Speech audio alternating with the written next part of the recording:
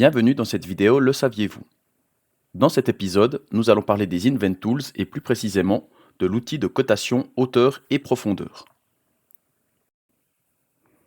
Cet outil vous permet entre autres de poser des cotes de profondeur. La cote de profondeur se base sur deux géométries et permet d'indiquer les différences de niveau entre ces deux dernières.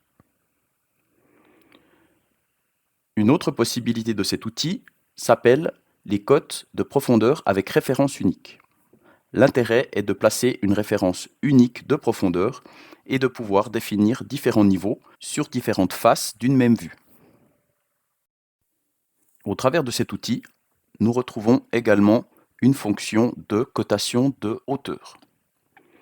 Les cotes de hauteur permettent de définir une référence qui n'est pas forcément sur la vue principale, mais qui peut être sur une vue projetée, comme c'est le cas ici. Et toujours la possibilité de définir les niveaux de différentes faces sur la vue principale.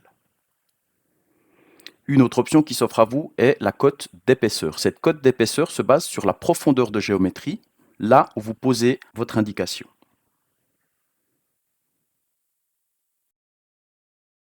Pour finir, les cotes mixtes. Les cotes mixtes permettent de définir une référence unique de hauteur et profondeur, et par rapport à la valeur de la profondeur ou de la hauteur, un symbole va être affiché afin d'indiquer s'il s'agit d'une cote positive ou négative par rapport au plan de référence. Si le plan de référence vient à changer, toutes les cotes qui y sont liées s'adapteront, comme vous pouvez le voir ici.